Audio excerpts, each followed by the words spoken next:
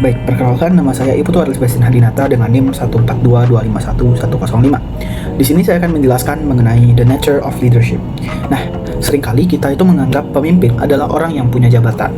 Tapi secara teori, pemimpin itu sebenarnya adalah seseorang yang memiliki kemampuan untuk mempengaruhi orang lain untuk mencapai tujuan organisasi. Nah, ada pun 3 pilar utama dalam kepemimpinan. Yang pertama adalah manusia. Kepemimpinan itu adalah tentang hubungan antar manusia, bukan sekedar urusan administratif di atas kertas. Lalu, yang kedua adalah pengaruh. Bagaimana seseorang pemimpin bisa mengubah perilaku atau cara berpikir timnya. Yang ketiga adalah tujuan.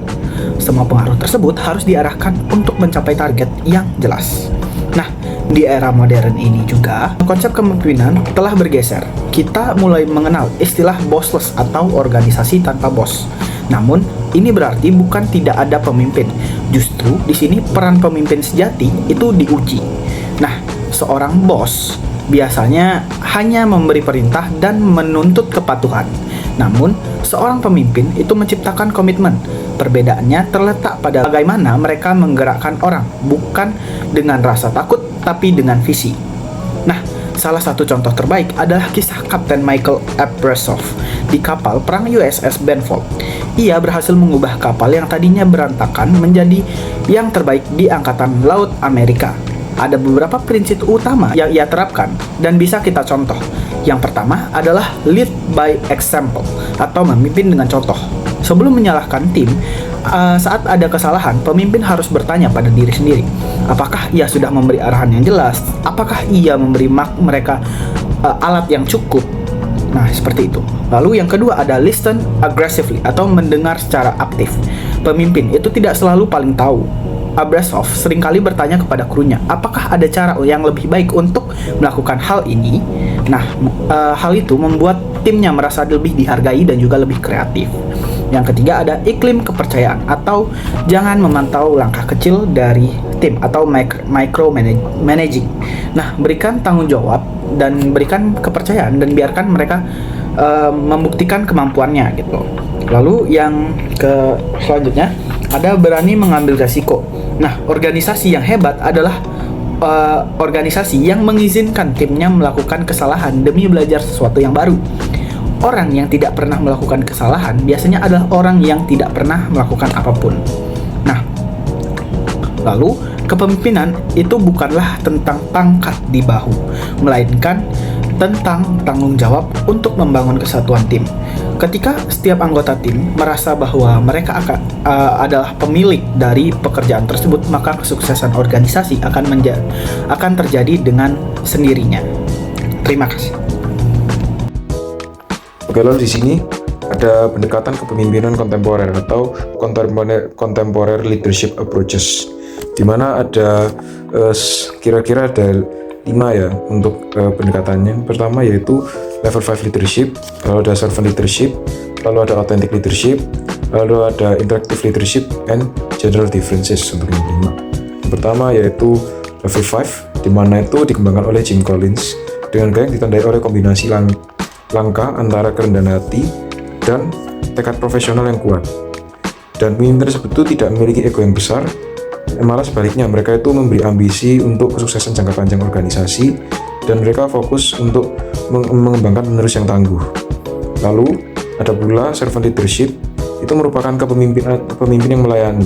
Awalnya itu digagas oleh Robert J. Greenleaf, di mana itu mereka itu melayani masyarakat dan kebutuhan orang lain serta organisasi, di mana itu memprioritaskan pengembangan karyawan dan dengan senang hati itu membagikan kekuasaan informasi serta pengakuan.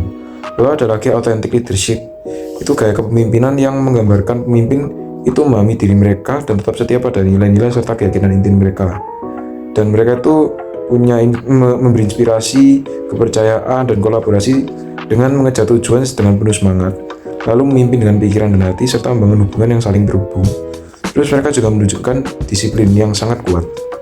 Lalu ada kepemimpinan interaktif, di mana kepemimpinan itu mengandalkan konsensus, kolaborasi, dan pembangunan pengaruh melalui hubungan kerja, tentu nggak sekedar mengandalkan otoritas formal. Di mana ada sebuah penelitian menunjukkan bahwa gaya tersebut itu sangat erat kaitannya dengan pemimpin perempuan. Yang itu seringkali mendapatkan nilai lebih tinggi daripada laki-laki dalam keterampilan sosial dan emosional yang penting, seperti motivasi orang lain dan bangun hubungan. Nah, saya Nikesha Sakeshiva dengan 3 digit yang terakhir 125 akan melanjutkan pembahasan sebelumnya. Sekarang kita akan mengupas sebuah pertanyaan fundamental. Apa sebenarnya perbedaan antara seorang manajer dan seorang pemimpin, dan karakteristik apa yang membuat seseorang menjadi pemimpin yang hebat? Nah, banyak orang yang sering menyamakan kata manajemen dengan kepemimpinan. Padahal fokus keduanya sangat berbeda. Manajemen pada dasarnya berkaitan dengan menjaga stabilitas dan keteraturan.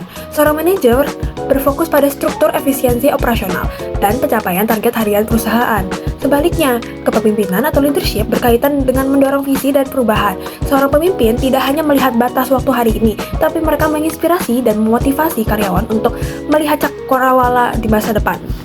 Organisasi yang hebat membutuhkan keduanya, manajer yang kuat untuk menjaga agar bisnis tetap berjalan stabil, dan pemimpin yang visioner agar bisnis tidak tertinggal zaman. Lalu, pertanyaan selanjutnya, apakah pemimpin yang hebat itu murni karena bakat lahir? Ini membawa kita pada konsep the trait approach atau pendekatan sifat. Di masa lalu, ada teori yang disebut Great Man Theory. Orang zaman dulu percaya bahwa pemimpin itu dilahirkan dengan ciri fisik atau tingkat kecerdasan tertentu. Namun, penelitian manajemen modern membuktikan bahwa hanya memiliki sifat bawaan saja tidak menjamin kesuksesan. Meski begitu, para ahli menemukan bahwa ada beberapa traits atau sifat personal yang secara konsisten dimiliki oleh para pemimpin sukses. Sifat-sifat utama tersebut antara lain integritas dan kejujuran, yang berfungsi untuk membangun kepercayaan tim, kepercayaan diri agar berani mengambil keputusan di saat krisis, dan drive atau dorongan energi serta ambisi yang tinggi untuk terus maju. Jadi kesimpulannya, sifat-sifat personal atau traits ini adalah fondasi awal yang penting. Namun, memiliki fondasi aja tidak cukup jika tidak diwujudkan dalam tindakan nyata.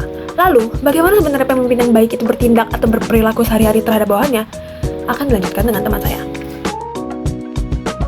Halo semuanya, perkenalkan nama saya Niwayan Febri Puspalestari dengan NIM 142251134. Pada kesempatan kali ini, saya akan membahas mengenai behavioral approach. Nah, secara garis besar, perilaku pemimpin dibagi menjadi 2 kategori utama. Pertama, orientasi pada tugas, yaitu perilaku yang fokus pada pencapaian target, jadwal, dan efisiensi. Kedua, orientasi pada orang, yaitu perilaku yang fokus pada hubungan, perasaan, dan pengembangan karyawan. Nah, 2 universitas besar pernah meneliti mengenai hal ini. Yang pertama ada Ohio State University, menyebutnya sebagai consideration, atau peduli pada orang, dan initiation, yaitu fokus pada struktur kerja atau initiation structure. Yang kedua yaitu University of Michigan, menyebutnya sebagai pemimpin yang employee-centered dan job-centered. Menariknya, penelitian Michigan menemukan bahwa pemimpin yang paling efektif adalah mereka yang employee-centered. Mereka tetap mengejar target tinggi, tapi dengan cara mendukung karyawan mereka. Nah, untuk mempermudah kita memahami gaya ini, para ahli mengembangkan the leadership grid. Di sini ada 2 sumbu, yaitu sumbu horizontal untuk perhatian pada produksi dan sumbu vertikal untuk perhatian pada orang. Nah, ada 5 gaya kepemimpinan utama. Yang pertama yaitu impoverished management. Ini adalah gaya yang paling rendah. Pemimpin tidak peduli pada orang maupun hasil. Yang kedua ada country club management, yaitu sangat ramah dan nyaman, tapi kinerjanya rendah karena terlalu fokus pada kebahagiaan karyawan tanpa memperhatikan target. Yang ketiga ada authority compliance, yaitu sangat disiplin dan efisien, tapi karyawan seringkali merasa tertekan karena hanya dianggap sebagai alat produksi. Yang keempat ada middle of the road, yaitu gaya moderat yang mencoba menyeimbangkan keduanya meski hasilnya seringkali hanya rata-rata. Yang kelima ada team management. Nah, inilah standar emasnya. Pemimpin memiliki perhatian tinggi dan pada hasil tinggi pada manusia. Di sini, komitmen dan rasa saling percaya menjadi kunci kesuksesan. Nah, kesimpulannya, menjadi pemimpin bukan hanya soal memberi perintah, tapi tentang bagaimana kita menyeimbangkan kebutuhan tugas dan kebutuhan manusia di dalamnya. gaya tim manajemen terbukti menjadi yang paling efektif untuk membangun organisasi yang berkelanjutan. Aku Rendora Lina dengan NIM 142251119. Contingency approaches adalah teori yang menjelaskan bahwa tidak ada satu gaya kepemimpinan yang cocok untuk semua situasi. Efektivitas seorang pemimpin bergantung pada kondisi organisasi, bawahan, dan situasi yang dihadapi. Dalam materi ini ada 3 pembahasan utama, yaitu yang pertama, situational model dari Hersey dan Blanchard, yang kedua, Fidel's contingency theory, dan yang ketiga adalah substitusi and naturalisasi for leadership. Yang akan kita bahas pertama yaitu situational model of leadership. Teori ini menjelaskan bahwa pemimpin harus menyesuaikan gaya kepemimpinannya berdasarkan kesiapan bawahan. Kesiapan bawahan dilihat dari 2 hal, yaitu ability atau kemampuan dan willingness atau kemauan serta kepercayaan diri. Terdapat 4 gaya kepemimpinan. Yang pertama, telling style. Gaya ini digunakan untuk bawahan dengan kesiapan rendah. Nah, pemimpin memberi instruksi detail dan mengawasi secara ketat karena bawahan belum memiliki kemampuan dan pengalaman yang cukup. Yang kedua adalah selling style. Nah, pada gaya selling style ini, pemimpin masih memberikan arahan, tetapi juga memberikan dukungan dan motivasi. Cocok untuk bawahan yang semangat, tetapi kemampuan kerjanya masih kurang bagus. Nah, yang ketiga adalah participating style.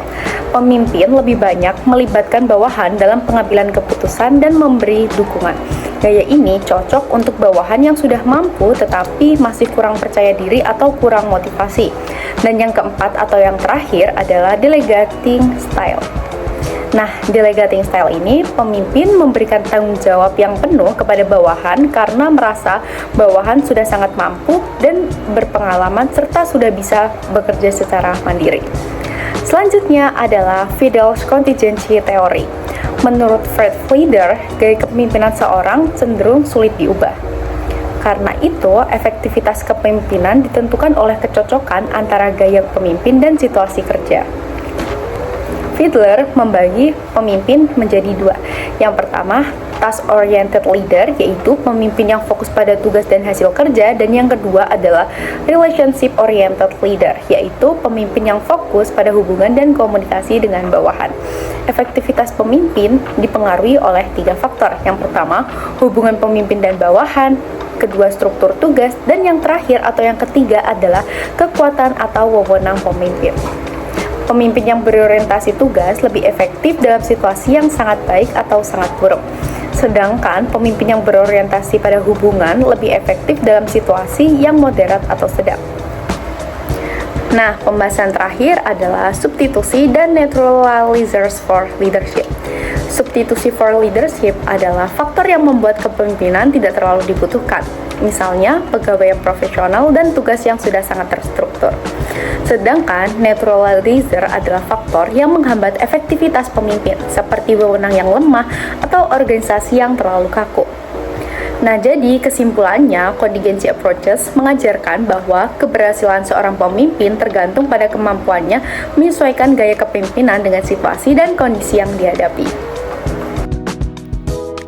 Oke, jadi kepemimpinan itu memiliki peran krusial dalam menginspirasi dan motivasi individu agar mampu bekerja melampaui standar kinerja normal mereka. Jadi ada dua metode kepemimpinan yang terbukti memiliki dampak paling substansial dalam membangun komitmen dan antusiasme, yaitu ada kepemimpinan karismatik dan kepemimpinan transformasional. Oke, jadi apa sih kepemimpinan karismatik itu? Kepemimpinan karismatik itu merupakan kepemimpinan yang diibaratkan sebagai api. Itu merupakan kepemimpinan yang mampu menyalakan energi dan komitmen pengikutnya, di mana pemimpin karismatik itu memotivasi orang untuk berkorban dan mengesampingkan kepentingan pribadi demi tujuan tim. Lalu dengan karakteristik utama yaitu visi yang kuat, di mana kepemimpinan karismatik itu memiliki dan mampu mengomunikasikan visi masa depan yang ideal, menarik dan masuk akal. Lalu mereka memiliki empati, di mana mereka mampu memahami dan berempati dengan kebutuhan pengikutnya.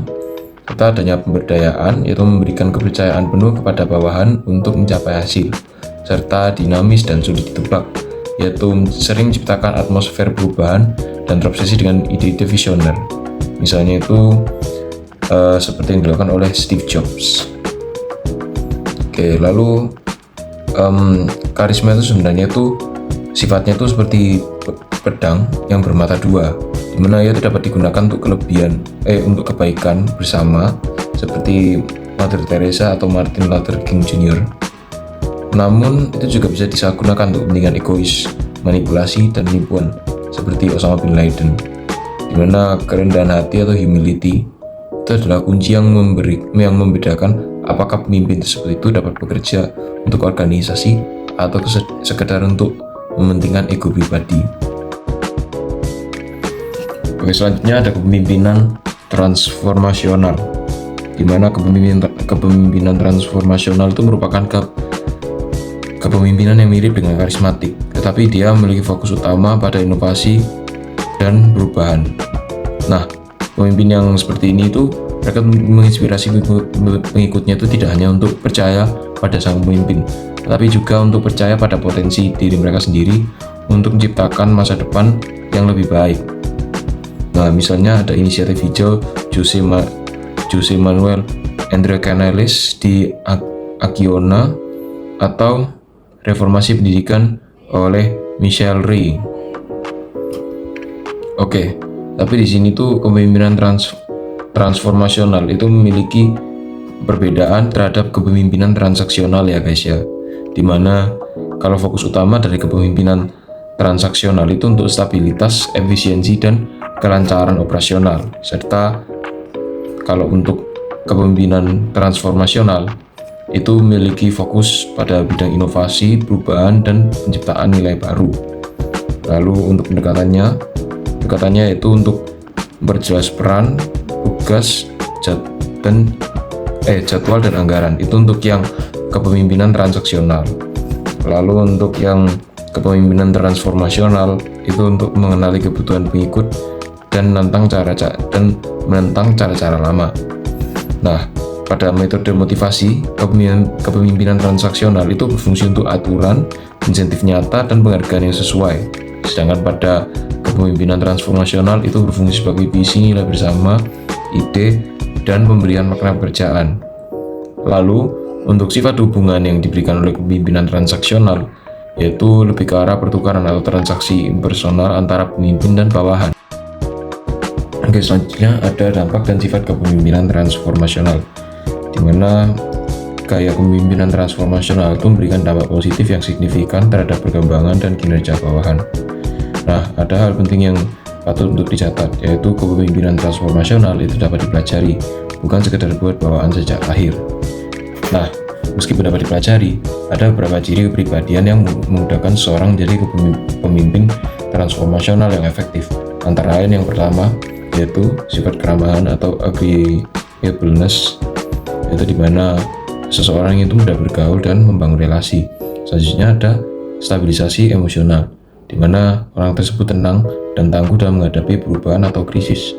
Selanjutnya ada lagi yang memiliki kecerdasan emosional, yaitu kemampuan seseorang yang kuat untuk mengenali, memahami, dan merespons emosi orang lain yang ada di sekitarnya.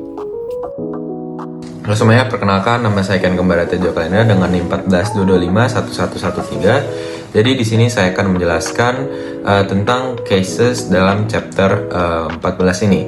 Jadi yang pertama, does Mike Boyle appear to be self-aware? How does his level of self-awareness affect the way he runs his business?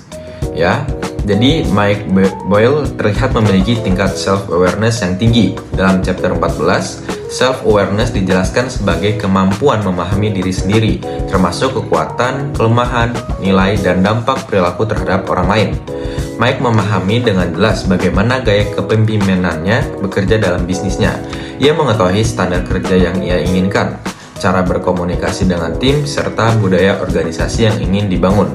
Tingginya self-awareness ini berdampak pada cara ia menjalankan bisnis, yaitu dengan menciptakan lingkungan kerja yang disiplin, terstruktur, dan berorientasi pada performa. Nah, untuk soal yang kedua, yaitu use the 4 components of emotional intelligence to evaluate Marco as an employee and explain whether you think he is or is not emotionally intelligent.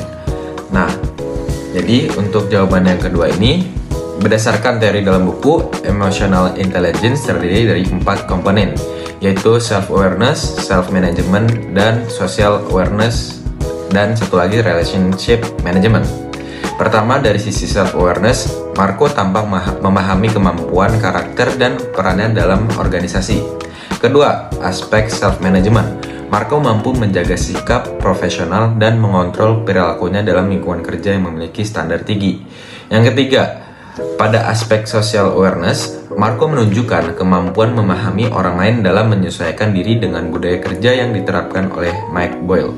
Yang terakhir, dalam relationship management, Marco mampu membangun hubungan kerja yang baik, bekerja sama dengan tim, serta menjaga komunikasi yang efektif. Nah, berdasarkan keempat aspek tersebut, saya menilai bahwa Marco termasuk individu yang memiliki emotional intelligence yang baik. Untuk soal yang ketiga, yaitu compare Mike Boyle's characteristics and behavior with the Big 5 personality traits. Rank each trait in order of importance according to Boyle. Jadi, jika dibandingkan dengan teori Big 5 personality traits, karakteristik Mike Boyle paling kuat terlihat pada trait conscientiousness, atau sifat disiplin, bertanggung jawab, dan berorientasi pada pencapaian hasil. Trait kedua adalah emotional stability, karena Mike terlihat mampu menghadapi tekanan dan menjalankan bisnis dengan tenang serta percaya diri. Selanjutnya adalah agreeableness, karena ia tetap menghargai kerjasama dengan hubungan positif dalam tim meskipun memiliki ekspektasi kerja yang tinggi. Trait berikutnya yaitu openness to experience, yang terlihat dari keterbukaannya terhadap pembelajaran dan pengembangan metode kerja. Yang terakhir adalah extraversion, karena meskipun Mike memiliki kemampuan komunikasi yang baik, trait ini tampaknya bukan faktor utama dibandingkan disiplin dan profesionalismenya. Jadi urutan traitnya conscientiousness, emotional stability, agreeableness, openness to experience, dan extraversion. Nah, jadi itu saja dari saya. Terima kasih.